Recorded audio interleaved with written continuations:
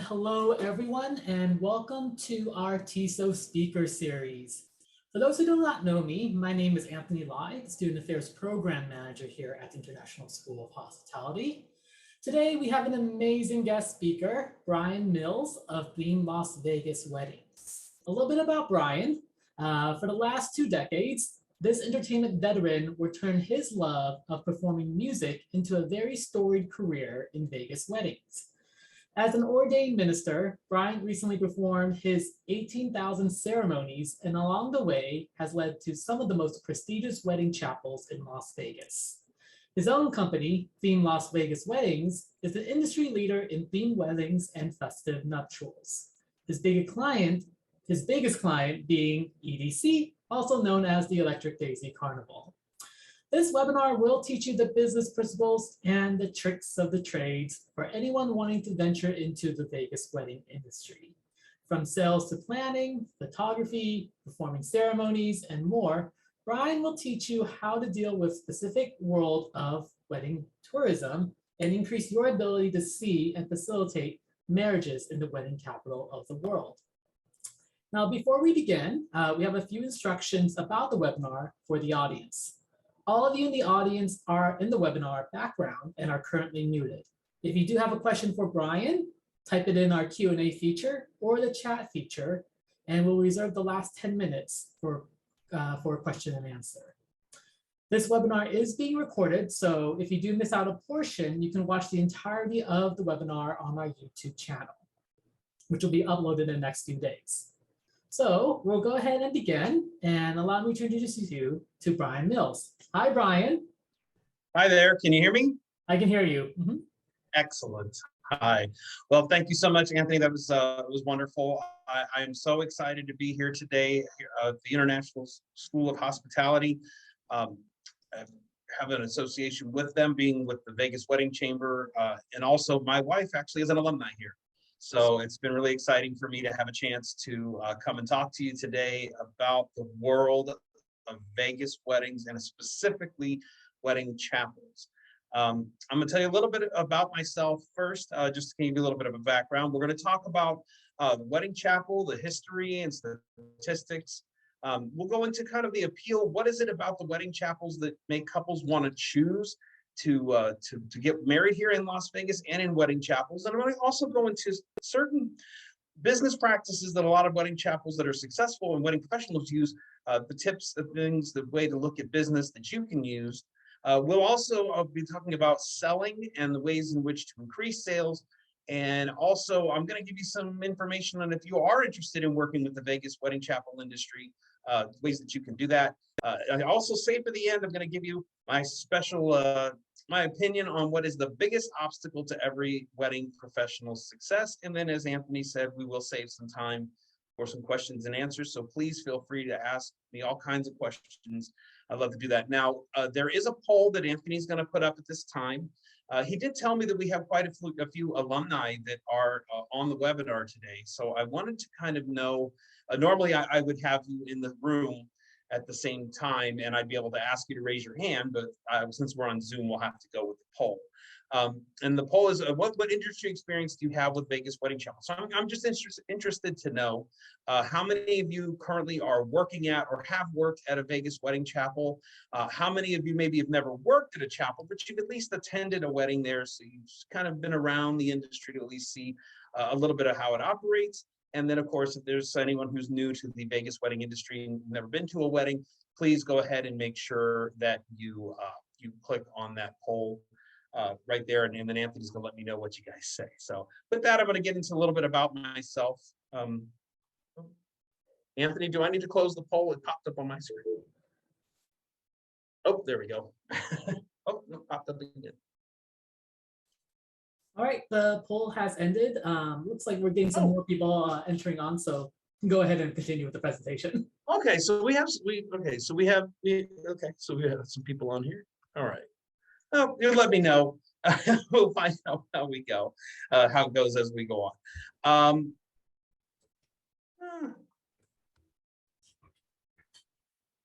There we go.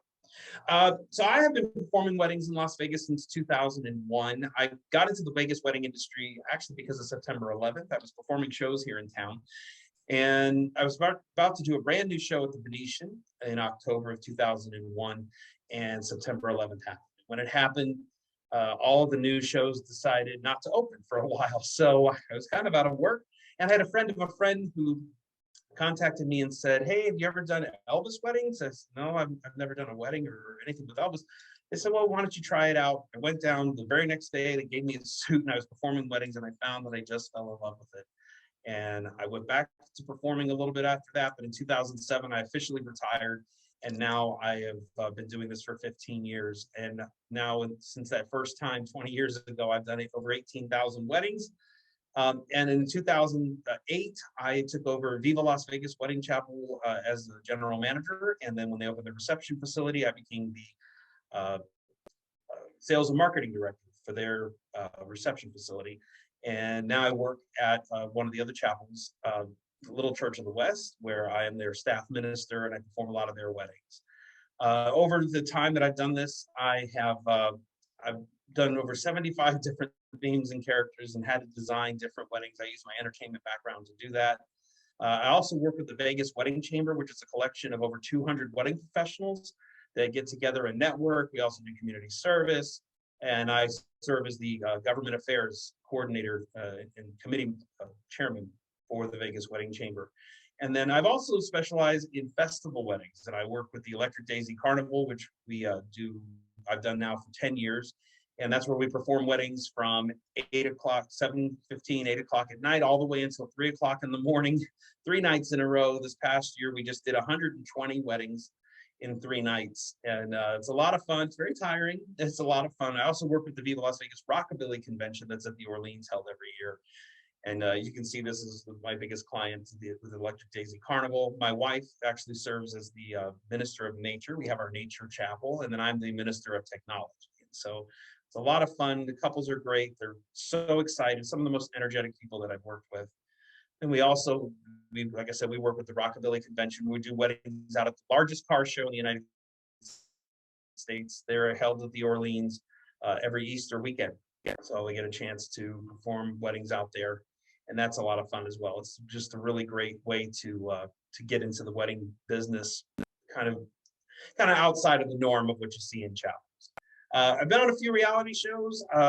So I've done the Gene Simmons Family Jewels. I was on an episode of Ghost Adventures. I was featured in Korea's Next Top Model, the 4th season, and on History Channel's game show, How the States Got Their Shoes.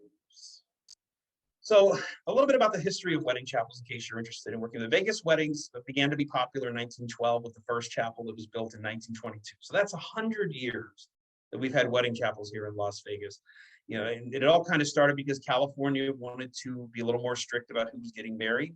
And they required a blood test to get a license and a 3-day waiting period. And Nevada didn't do that. So it made sense for people to come here from California and get married because it was very simple. So in the 40s and 50s, the more the commercial wedding chapels grew. Weekirk of the Heather was one of the first in 1940. Little Church of the West in 1943 is when they started doing weddings. Weekirk of the Heather actually, unfortunately, was closed and demolished through the pandemic. And Little Church of the West now stands as the longest running wedding chapel. And it's also the only wedding chapel on the Department of the Interior's list of historical places of the United States. So that's exciting. There's a lot of history here in Las Vegas. Licenses used to be available 24 hours a day. That was a big appeal. Then they switched to only 24 hours on the weekend. And I believe it was about 2009, they just decided to run 8 a.m. to midnight every single day. I tell people they're the only government agency open on Christmas Day. You can come to Vegas and still get married and still have your wedding. So the busiest year in Vegas since 2000 was 2004. We had 125,000 marriage licenses that were issued.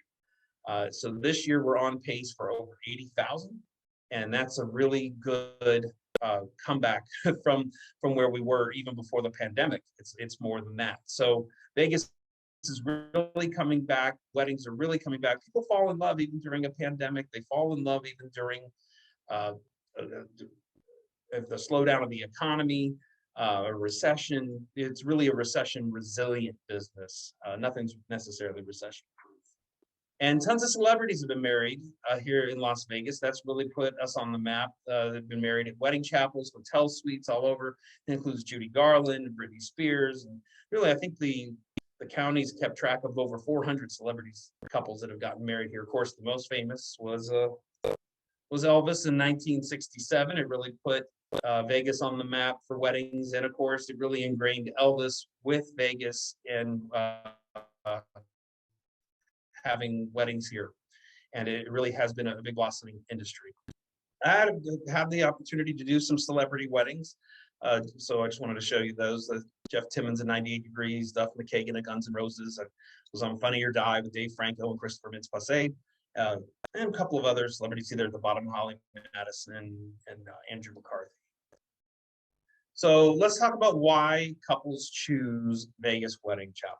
Well, of course, weddings are fun and they're romantic and they're beautiful, but they're also really, really expensive. A lot of places will actually raise their prices if they know that the couples that are coming to see them or do business with them are a wedding. So you'll see photographers, florists, transportation companies. They know you're with a wedding, they raise the prices even higher. So Vegas weddings don't really do that. For one shop, one price, it's a great place to come.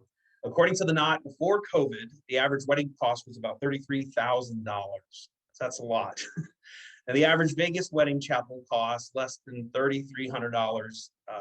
That's for everything, your travel expenses for the couple, so it's a tenth of the price of doing a big wedding back home. There are wonderful places out here. You can still do a big wedding and bring 200 people, and you can spend $33,000 if you want to. We will take your money. But most of the people that come here around that $3,300 to $4,000 range of what they spend for their entire trip, if it's just a couple. And the biggest reason, that's not the biggest reason, but one of the best reasons is that you really can have the wedding any way you want. So you can personalize things, you can customize things, you can add things, you can make it as big as you want, you can make it really stated if you want. And Vegas really offers you an opportunity to do that. So it's exciting to get involved.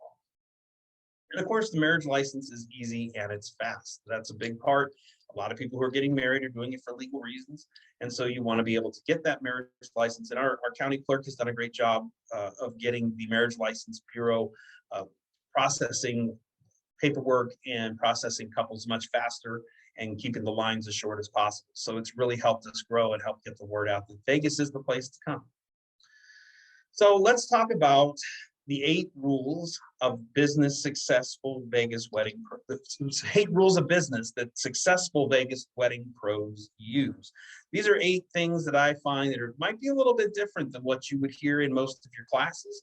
It might be a little bit outside the norm, but they really do pertain to Vegas weddings, and especially when you're working in what we call wedding tourism. So wedding tourism is a little bit different than the wedding industry, which you find your traditional wedding industry around the country, where you'll have people that come and you have different vendors that supply different things.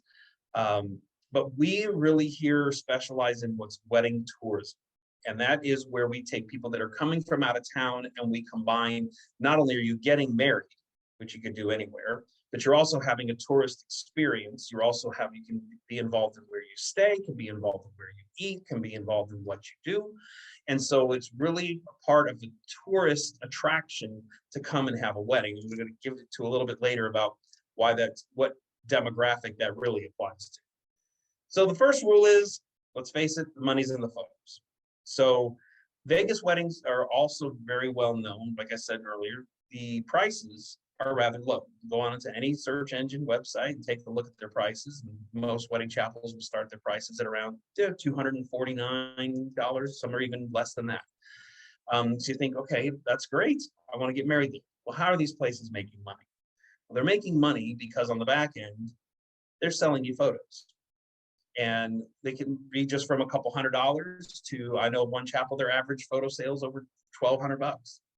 So the wedding chapels are really utilizing that funnel, getting couples into the chapel, and then really selling them on the one memory that they get for the rest of their life, and that's their wedding photos.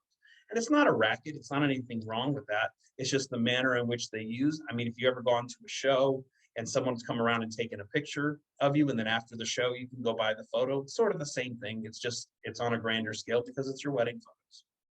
So number 2, People buy things from people that are happy to sell them. Now, this falls into the category of duh, like who wouldn't think that that was true? But it really is true in the Vegas wedding industry. If you've ever gone to a restaurant and your server has come to your table and they start to talk to you and they can kind of see they're like not in a good mood, or they're not too happy to be there, or they don't really care, you might not want to buy that bottle of wine. You might not want to buy that dessert. So it's really important that when you're selling weddings that you are very happy and you're excited.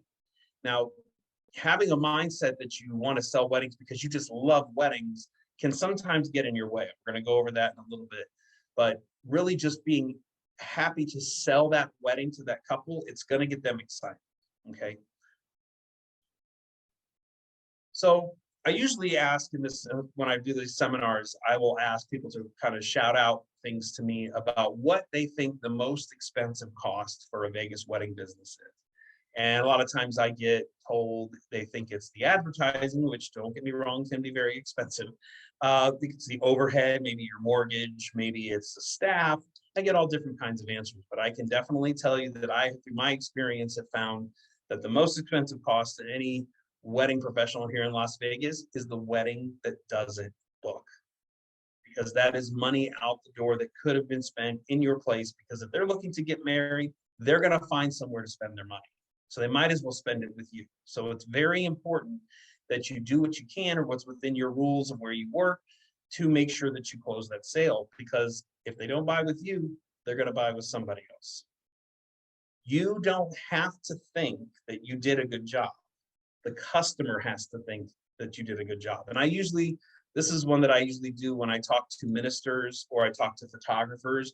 They'd be like, oh, the wedding was crazy, and the guests were really drunk and they weren't really paying attention.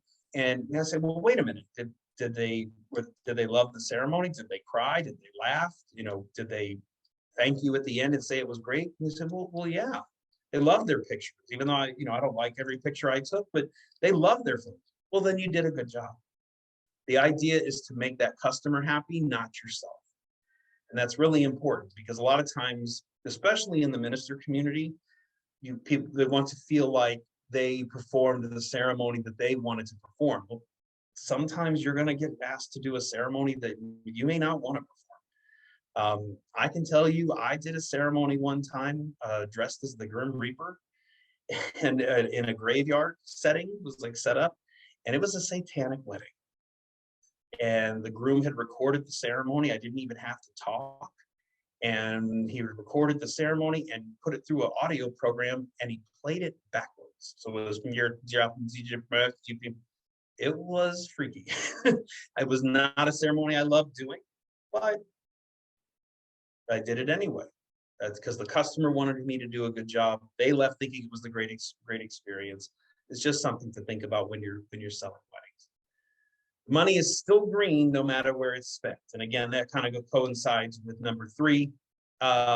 It really doesn't matter where they're going to go. They're going to spend that money. So you might as well go ahead and work with couples and give them some things that they want to do, or make a couple of concessions in order to get them there, because the money is still green. You can't hold those standards. And I use that wedding I just told you about as a great example. They would have spent it somewhere else. Money still would have been gone to another place. Now, the exceptions to this, obviously, you don't want to price your stuff so low that all your weddings are ghetto. That's kind of a little saying we have in the business. And by that, you don't want to price it so low that you end up having people that are only there for price, and then they ask you for 100 things, and they really start driving you crazy. And now your prices are too low. You've attracted a lot of people, but it may not be the type of customer that you want, and they can take up a lot of your time and really keep you from booking or giving attention to maybe a higher price bride or someone who would spend more money. And when you do get those people that are kind of driving you crazy, and they are kind of pushing your buttons, and they're making you kind of aggravated and frustrated, I tell people this all the time. There is a ton of power in telling that customer, I think another chapel may better serve your needs. I think another minister may better serve your needs, or I think another photographer may better serve your needs. And what you'll find is you'll be surprised how fast they'll kind of take a second take and realize, oh wait, they're kind of saying they don't want to work with me now, and maybe they kind of calm down and change their attitude. I've seen it happen more often than not. So remember that yes, we want to serve everybody. Yes, we want to take care of everybody. Yes, we want customer service for everybody. But at the end of the day, you know, there's only so far we can go, because again, we're in wedding tourism. We have to service a lot of couples. If you only had 2 or 3 weddings a week, you'd have to charge $30,000 in order to make any money. That's not how it works here. You know, so they're not the only wedding of the day. They need to know that. Not every guest is a current customer. And when I said to you, there might be some things that you might hear today that might be a little bit different than what you might hear in some of your other classes. This is really where wedding tourism sets itself aside from the wedding business. In the wedding business, they'll tell you that every guest that attends your wedding could be a potential customer. They may have someone that's getting married later on, and they may want to recommend them.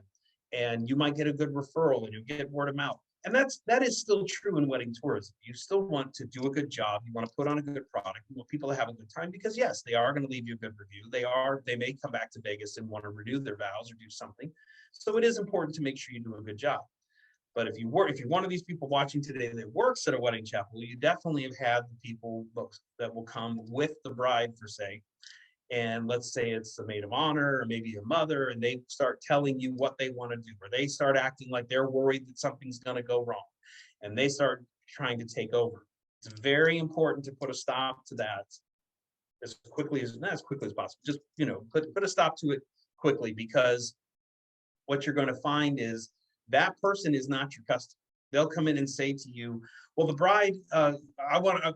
bride's dad should walk her down the aisle. Well, maybe the bride doesn't want her dad to walk her down the aisle. You don't know the situation. So the bride has to make that decision. That is your customer.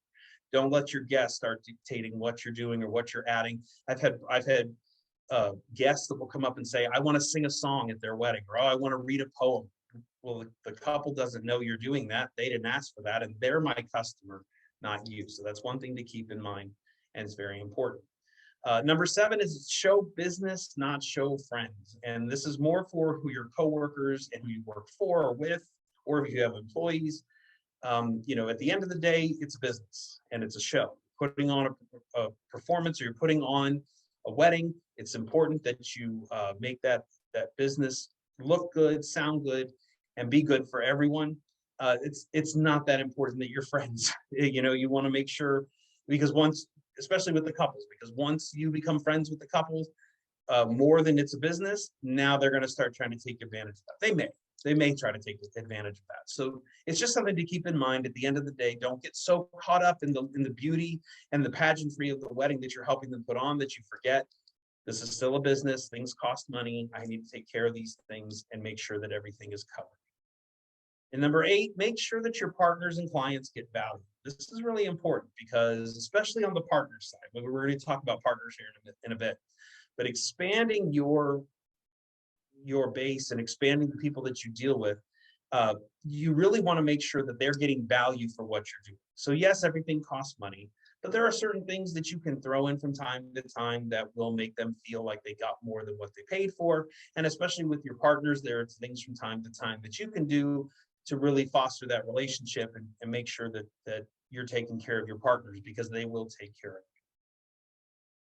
So in the sales side, if you're interested in being a wedding coordinator, wedding sales, there's 4 main ways in which any business, and this applies to if you're in the restaurant business, if you're in the car business, it really doesn't matter. There are 4 main ways that you are going to sell whatever it is you're selling. And we're going to break down each way to kind of tell you what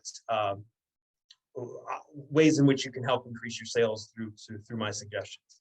So the first one is obviously no-brainer, new customers. You want to find people who have never been married, never been to Vegas, or never been to a chapel. You know, that's a good place to find people getting married, people that have never been married. One great way is with the social media platform integration. So really, social media, obviously, again, a no-brainer. Everybody understands it's really taken off in the last 10 years.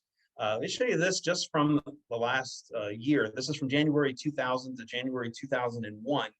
The total population of the globe grew by over 81 million people, but the number of people using their phones or using phones went up 93 million people. And the number of people just using the internet, whether it was from a computer or any kind of mobile device, went up 316 million people in 1 year.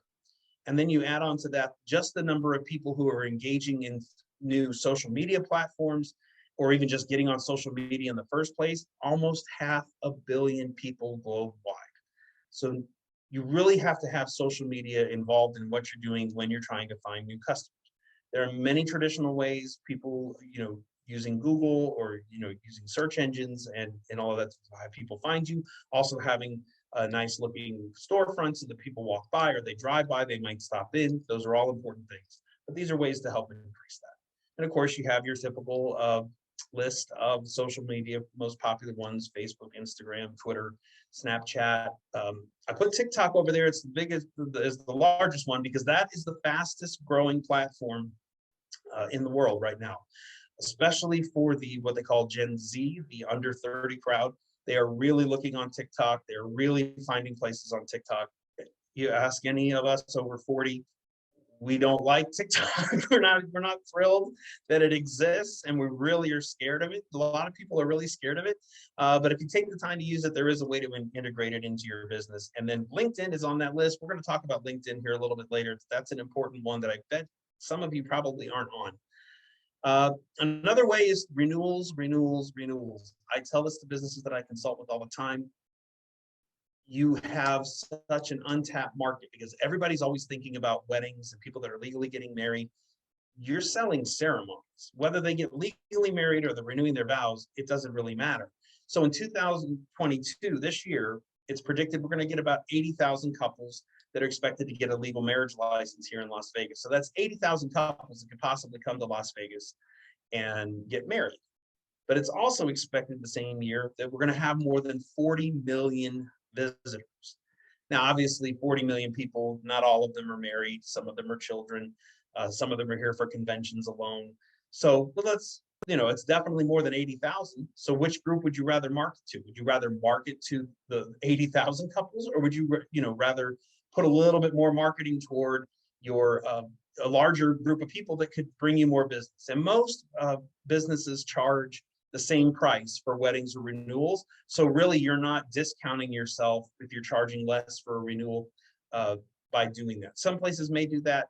The places that I've worked for and with don't do that. So really, you're just inviting more customers to come into your business by really focusing on finding people to renew their vows.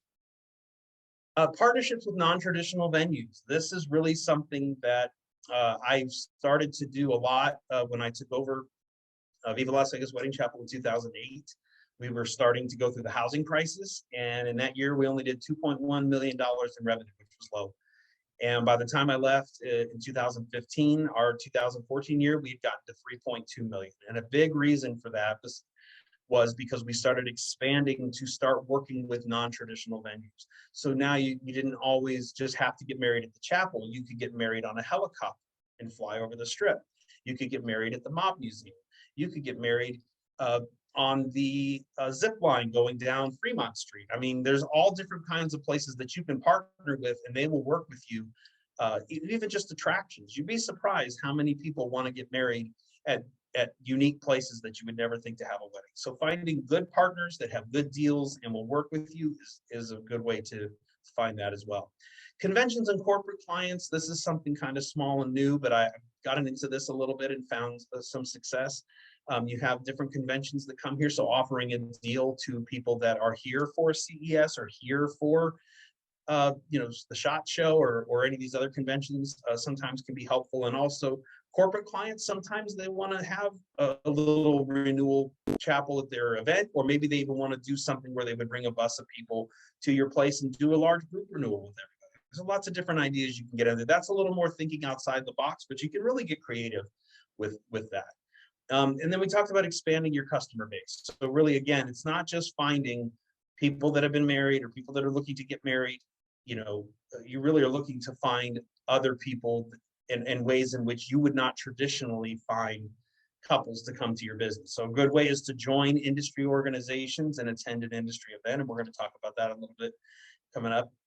You blog about what's new and interesting to prospective couples. Brides are always looking for what's new and different, or maybe you have a new package. Maybe you have a new uh, officiant. Maybe you do an employee of the month. I mean, you can do all sorts of things that will drive people to kind of see, oh, this is a great place. Oh, they love their customers. Or feature a wedding of the week, wedding of the month, and feature a couple's pictures. There's all the kinds of things you can do. You can also do testimonials and reviews on reputable sites. That's a no-brainer. People love to read good reviews, and that helps bring a lot of credibility to what you're doing. And then I always bring this up, and I have a couple people shake their head, but using crowd discount services like Groupon, Viator, and Living Social has been successful in the Vegas wedding industry. And it sounds crazy, like who's going to buy their wedding on Groupon? It happens. So some places do it, some people don't. They have different pricing structures. You do have to kind of discount what you're doing on the front end to make it appealing, and also you have to pay some of that money to Groupon or Viator. But then, like I said, if you're selling photos or you're selling other experiences or selling things for them to do after their wedding, then that's a way in which you can make the money on the back end while still discounting heavily on the front end. So old customers is the second way in which you can sell weddings and increase your sales. A lot of times chapels don't do too much of this because you think, oh, they got married, they're gone. They're not going to come back. But you can set up automatic emails. There's different services out there. Send your couple an email on their anniversary. Send them a coupon, maybe 30 days before their anniversary. Send them something that says, hey, you're coming back to Vegas for your anniversary? Come back and get married with us. We'll give you a free bouquet of flowers, or we'll give you we'll give you 10% off the package, whatever it is. There are ways you can still market to those people that have gotten married with you, that you can bring them back. Referral incentives. So this really works great with travel agents or with even taxi drivers. You just put the word out that you offer incentives if they bring you a new customer, or even old customers refer their friends. You can offer them some kind of incentive so they can come back and do business with you. Engage on social media. So a lot of times, a lot of businesses, they'll have a social media person or someone in the business will do social media. And they just doing posts, and they're posting things, and they're just waiting to see who shares it, who likes it. But engaging with people on social media, so joining groups on, say, Facebook or other sites, and listening to brides of what they're asking, and then offering friendly advice, not just a sales pitch every time. Bride, I was looking for hair and makeup, and oh, I think your hair and makeup would be great. Here's a person that I've used. Here's a link to their reviews. There's really ways you can engage with your old customers to also help your new customers that are looking to get married. Reviews and feedback surveys, that's really great. You want to talk to your old customers and find out what their reviews were. If you know they had a great time, send them a link to leave you a review. And then some places do this, some places don't, but send them a feedback survey. There's a great website, SurveyMonkey, that you can create your own surveys and you just send them out, and people will take the time to fill them out. They want to tell you if they had a good experience. And honestly, if there was something that was a challenge that they wish was different, you might want to know that as a business. So that's important too.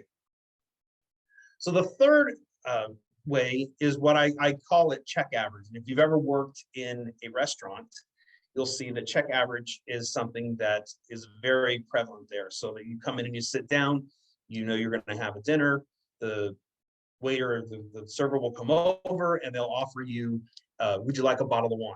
Would you like a dessert? Because now what you're doing is you're taking the price that customer that you already have a hold of, and now you're trying to add add-ons onto it so that they can raise the amount of money that they're spending with you. Same thing in the wedding business. So they might buy a wedding from you, and they're going to come in. Oh, by the way, did you want your hair and makeup done? Oh, would you like, here's some bouquets we have available. Would you like to upgrade? Would you like to have transportation? We have even if your chapel or place doesn't have transportation, if you have that partnership with a good transportation company, you can make it work where you can get, you can make money off of referring those people to those other businesses. Photography, like I said, that's a no-brainer. You want to make sure that you have good photo packages, but you also want to make sure you have really good photographers. And in the wedding business, they have to be fast. So it's to get really good photos in a reasonable amount of time, it's difficult to find. And so it's something to focus on because that will help your check average. Hair and makeup, just as I talked about, every bride pretty much wants her hair and makeup. Some of them are okay doing it themselves, but some of them, they know that these photos are forever. So if you have a good hair and makeup person, especially one that will go to their hotel room, it's a great way to increase your check average. Document services, this is where with your legal couples, you'll have couples that need to, they get married here, but they need that proof of marriage when they go back home. Well, us as ministers, we get 10 days to file that paperwork, but maybe they're not sure how to get their copy, or they just don't want to do it. You can offer packages in which you can actually get that for them and send them their documents, even overseas. It's great. Restaurant and attraction vouchers. This is where you partner up maybe with restaurants that actually will sell you a package in which you can have a dinner with them. So there's a Brazilian steakhouse I used to work with that would sell me a package of a dinner at the Brazilian steakhouse for say $25. I would turn around and offer that to couples for $35. And for every person that they would buy, we'd make $10. It doesn't sound like a lot, but when you're doing 300 weddings in a month and you sell a ton of them, it really does add up, and that helps your check average. You also can offer attraction vouchers. So things like the zip line at Fremont Street, you can offer them tickets to the top of the world. There's helicopter flights, there's indoor skydiving, there's all different kind of things, really getting involved, because really what you want to do is you want to be involved in every aspect of their day. So where they eat, you can even get involved in where they stay. How do they transport from one place to another? Everything that they want to do. If they do a bachelor party the night before, you want to be involved in everything that they do. So the more you offer, the more that you can engage with them. And it also makes you look good that you really helped them out, especially in your reviews. So the fourth way in which you sell is called operating efficiency. And this is really important, because if you've ever been to you keep using the restaurant example, but if you've ever been to a restaurant and you walked in and the hostess tells you, okay, there's about a 20-minute wait, and then you look in the restaurant and you notice there are like half the restaurant's empty. And you're like, well, why can't we just be sat? Because half the restaurant's empty. Well, they don't have enough staff. A cook didn't show up. They can't keep up with the demand. So now you have to wait more. And this can really hurt you in the wedding business as well. You want to make sure that you build a team, that you have enough staff to do an efficient job. I've seen so many places that they want to save money and they think it's not going to be too bad, and they send people home, or they just do it especially late at night or later in the day.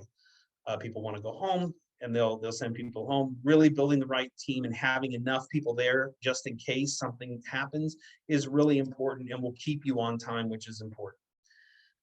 Getting paid while you sleep. So if you're a wedding professional and you have a website, you want to make sure that website can make you money all times a day. So you want to make sure that if you are able to take payments and you have a business in which you can actually take payments, there's lots of great payment options out there that are not terribly expensive. So much better than it was 10 years ago. And so you really want to make sure you take advantage, because there are people, especially over in Europe, which accounts for about 20% of the weddings, a little less, but almost 20% of the weddings in Vegas. They're in the UK, or they're in Spain, they're in France. So the time change between here is 8 or 9 hours. So they might be looking in the morning while you're sleeping. You want to make sure that you're able to take those payments, and you're able to configure your website so they can see what your availability is and see your chapels or see your wedding business 24 hours a day. And then travel times and payment guarantees. A really popular thing that's been happening lately in general, but also in the wedding business, is offering payment plans. So you can have someone put down a deposit, and then you work out a payment structure so that they can make sure that they pay off their wedding before they come, but they don't have all the money right up front. You also can get people into higher packages by doing that. Look, you might not want to buy the $1,000 package. You may think you can only afford the $300 package, but over the next 6 months, we'll let you pay it off and do payments, and really have it set up that you can take those payments and keep on that schedule. And by that operating efficiency, you will sell higher price packages, and you will sell more of them. And then modern technology and apps. These are just some things that some of them I've used, some of them I have good friends that use them and talk very highly of them. I just wanted to kind of show them to you and give you an opportunity to look. First of all, if you've ever heard of the Knot Wedding Wire, they are actually joined together now with Wedding Pro. So they offer packages where you can be listed on one, or listed on just the other one, or listed on both. So they're really great to check out. An average list, you can be listed on there for free. So it's not as high as the paid listings, but you can be listed on there for free. I do have a friend who's a DJ that gets on there listed for free, and he gets a few calls and referrals a month. Honeybook is for lead generation and communication. This is really helping people to, when they visit your site, to communicate and leave their information so that you can get back in touch with them. This one I have not particularly used, but I have a couple of friends who really use it and they swear by it. So it's something to look out. Or Resd is a great, it's online booking and confirmation software. It's used a lot more for attractions. However, I have seen some wedding businesses start to take a look at this, especially individual wedding vendors, where people can actually see what's available and book it right on the website. So they wake up in the morning and they have money in their account and they have bookings on their computer. It's really a great way to like I said, to make money while you sleep. Really make sure that your web design and your different the way that things look, your logos and things like that. Canva and Adobe Express are really the two that I've used and recommend. You can make really professional looking graphic design and branding for your company with those apps. I love Hootsuite. If any of you out there are doing social media or you're working with social media, Hootsuite is really great. There's some other companies too that have now kind of caught up to doing more like Hootsuite, but I still stick with the Hootsuite. It is actually where you can schedule your social media posts. So you load up your social media accounts into Hootsuite. You can make all of your posts for the whole week, and then you schedule them, and then you leave it alone. And then at certain times, things will post, and you don't have to spend 5 hours every day working on social media. You can just spend like maybe an hour or two, one day a week, and schedule all your posts for the entire week. It's really a great way to have more time to actively sell weddings and not be worrying about the social media. Beeminder is really cool.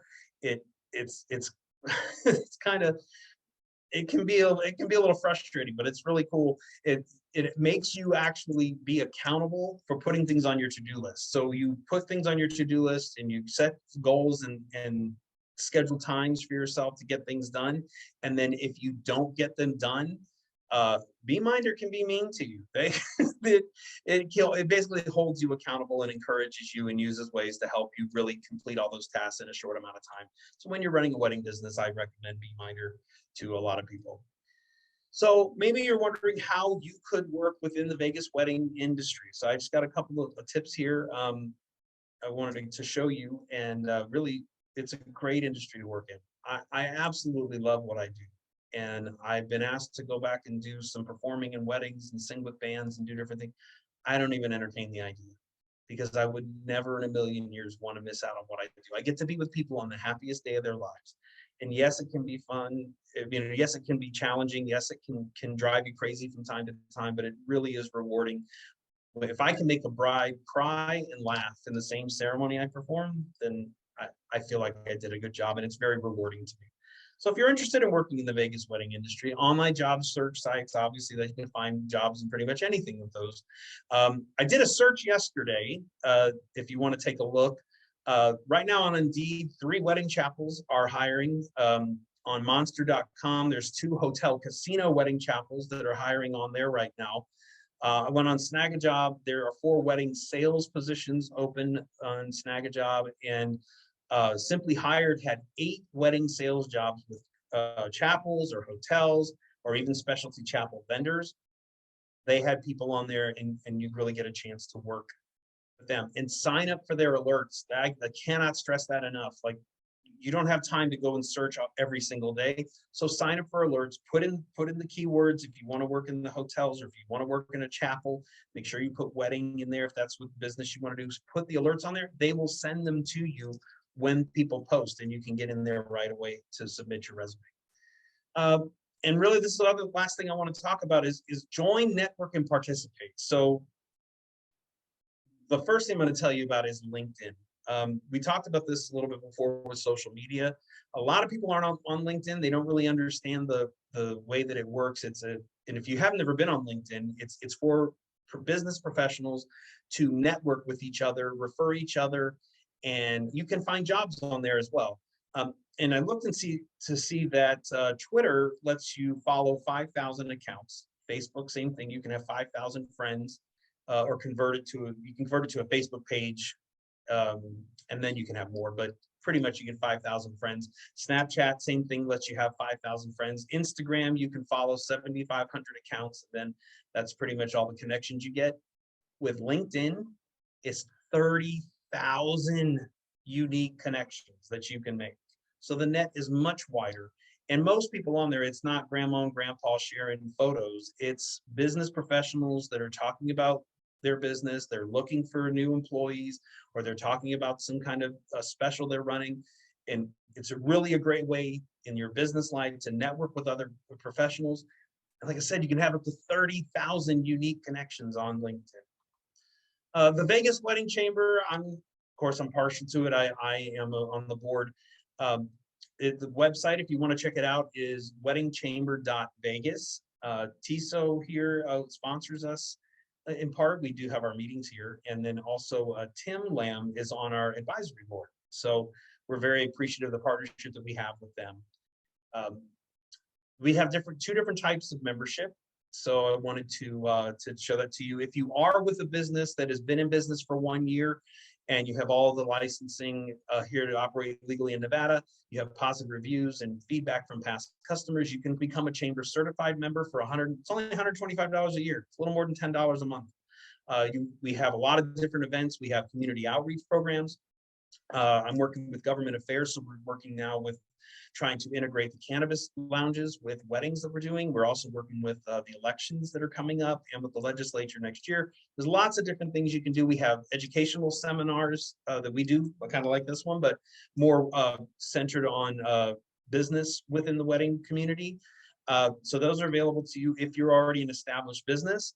This is the one I really wanted to talk to the students about. This is apprentice membership. You get to go to all the same events. You can see all of the same things. You don't have a listing necessarily on the site, but you get to attend everything. It's only $25 a year. And there's two ways. If you're a company that's not in business for a year yet, and you're still building and you want to build your networking and participate in kind of shaping policy with the Vegas wedding industry. Also students of hospitality. So any TISO student or alumni of TISO that wants to become a member, it's only $25 a year and you can come to our events. I can tell you that when my wife and I rejoined the Vegas Wedding Chamber after COVID, we went to our first event and we met a girl who owned her own wedding chapel and photo studio. And really nice girl, we hit it off.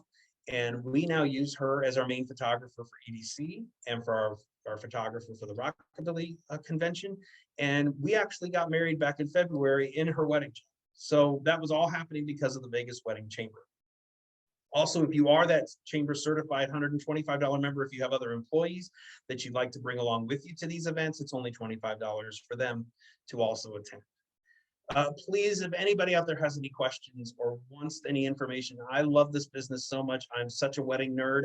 I could talk about it all day. So you contact me. That's my website, beinglasvegasweddings.com. That's my email.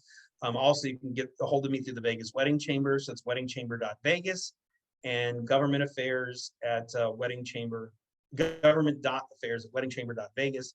I'm so appreciative of having the opportunity to do this. So I'm going to give you my last little tip, and then we're going to go to questions and Q&A. I can see Anthony staring at me. telling me we're about to get to Q&A.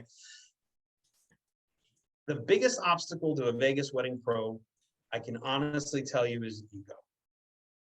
Be appreciative of this business. Be appreciative of what you have with it, because it can be taken away in an instant. I tell this to my ministers, especially, all the time. Anyone can be licensed to be a beneficiary now. People are getting ordained on the internet. So make sure that you keep that in mind and don't let your ego get the best of you, because you really can be successful in this business. It will hinder you pricing your services the right way if you are too big with your ego. It will really hinder your ability to negotiate, because you're like, I don't want to lower my prices. I feel like I'm worth more than that. Yeah, but if you do a little negotiating and back your ego off a little bit, you'll find success.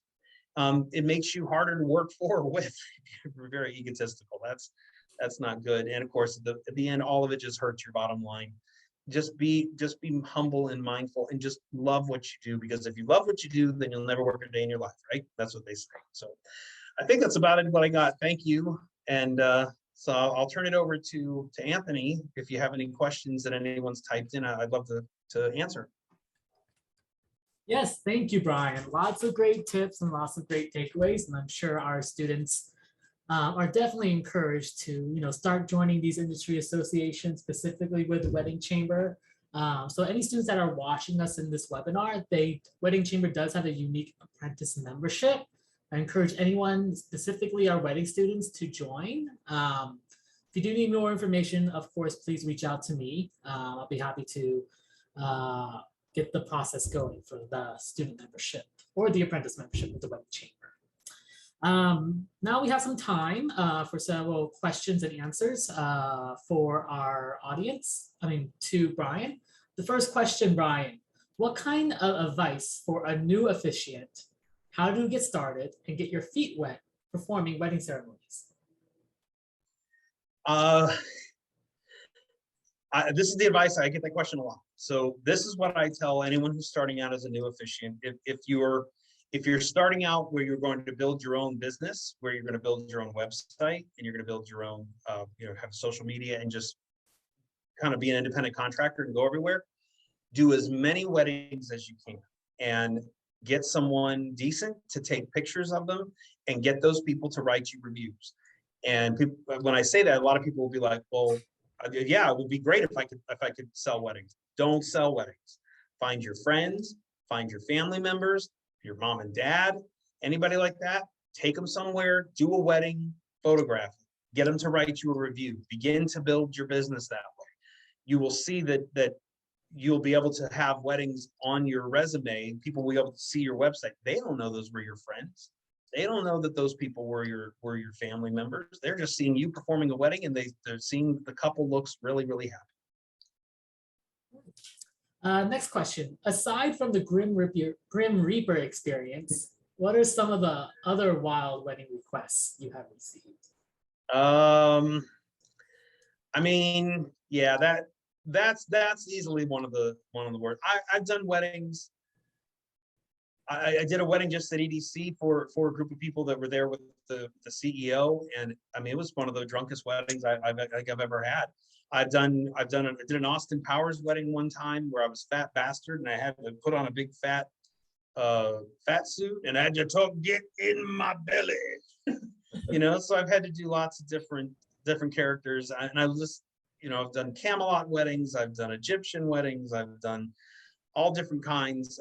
And what's really great too is if you can find a venue that has certain types of things that they offer, you can even integrate characters or integrate offerings that you have in with the attraction or location of what you do. Next question. What to do to avoid liability in a case you don't want to perform certain type of celebrations?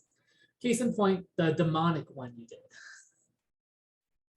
Well, I will say I knew ahead of time it was happening. So when I talk about ego, when I talk about not letting weddings go, if there's something that you don't agree with, don't take the wedding. Obviously, if you're somebody that doesn't want to do a certain type of wedding, then just don't do it. You refer them to a friend. They might give you a referral fee. But as far as liability issues go, if you are an individual officiant or you're an individual business, you should have some kind of liability insurance. But as far as you should know ahead of time if you're going to perform the ceremony, what's going to happen. You have a script. You have the time to be able to work that out. So there shouldn't be any surprises to where you shouldn't be able to do it. But if it's something that you don't want to do, especially if it's something say religious, like the story that I told, and that doesn't make you feel comfortable, by all means. I'm not trying to tell everybody to do every single wedding. I know ministers here in town who still won't do same-sex ceremonies. I don't understand it. I don't agree with it, but that's their personal business. But again, they're going to spend that money. It's going to be green somewhere else. It might as well come to me. So the more you do, the more you offer, but obviously never do anything that makes you uncomfortable. All right. And then last and final question. So this is a good one. So we've seen in the recent news that Vegas and Elvis Presley. Are we allowed to have Elvis Presley style weddings, or where do we stand on that? Yes. As far as I know, I haven't been told. I said I'm an independent contractor, so the people that were contacted by, if any of you maybe don't know the whole story, the company that owns the rights to Elvis's likeness and his name and his signature and logo, things like that, sent a bunch of letters to different wedding chapels here in Las Vegas, telling them that they needed to stop doing that or that they needed to sign their websites over to this. It was ridiculous. Well, it got out to the press. They released everything to the public to tell them what was going on, and they immediately recanted. So not only did they say, no, we didn't mean cease and desist. We just meant that we want to work with you now. Well, actually, it said cease and desist in your letters.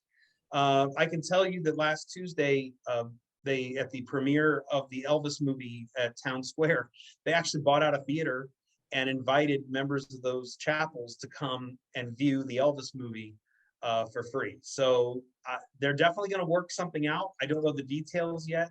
And again, I don't know a wedding chapel, so I haven't been contacted directly.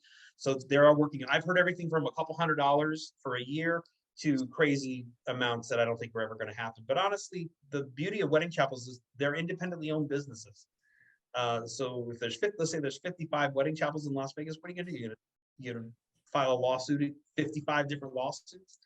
So Elvis isn't going anywhere. Elvis isn't dead. He never will die with Vegas. And actually, just a little sneak peek, some of the government affairs stuff that I'm looking to do with the wedding chamber next year is to look at approaching legislation with the legislature to allow the law that lets wedding shows, I mean, not wedding shows, shows that have Elvis impersonators to also now come over to include wedding chapels that have Elvis impersonators, that they be allowed to do those without having to pay likeness rights. So it's an idea that we're playing with and something we're working on, but don't worry, Elvis isn't going anywhere. That's great to hear. All right, and I think this concludes our webinar, What Happens in Vegas Can Work for You, featuring Brian Mills.